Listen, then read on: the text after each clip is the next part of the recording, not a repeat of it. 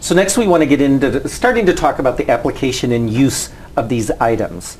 So when we get into the application, we had made reference earlier that for some individuals, and we talk about the formats, they may utilize more than one format. So in the area of audio, it may be supplemental to other material that they're using, so that they use it for the review purposes and access information. They may use it for just skimming and kind of reviewing the material before an exam, and they might just be doing it in an audio-only format. Reviewing their study notes that they took so that they could apply some of those metacognition skills and get our students into some of those higher order thinking skills. And then one of the other applications is the use of bookmarking throughout. So different ways, and we'll talk about navigation a little bit later, but those are some features with the audio. In the area of digital, some of the applications and use that we look at is the word supports that a student may need. Does it have the capability to have a built-in dictionary? What type of dictionary is that? Is it a children's dictionary? Is it a collegiate dictionary? Which might have an impact with the size of the definition and other language information that's brought to the student. Whether or not there's supports in there in the area of spelling, or being able to utilize synonyms or a thesaurus.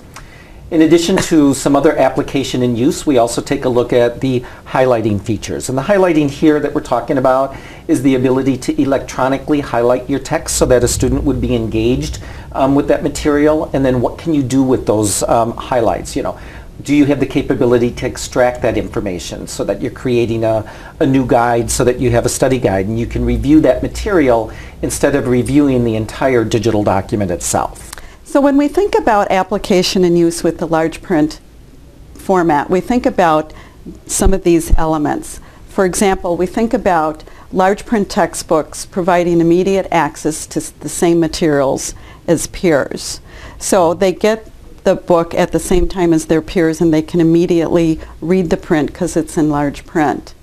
And then there are additional aspects of using large print in terms of application and use, such as using magnification devices because they provide access to fine detail, such as maps, that may supplement large print or regular print. And then there's electronic access that provides the ability to customize text size and other print accessibility features. And then we may also use speech output in combination with print and to enhance a student's ability to access the text also.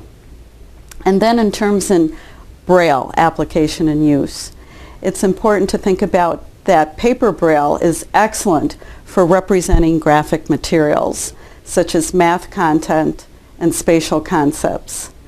And then refreshable Braille provides increased access to information.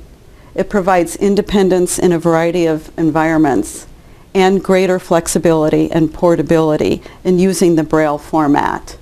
And then we also need to consider a student's preference in terms of Braille and whether they prefer using paper Braille or refreshable Braille.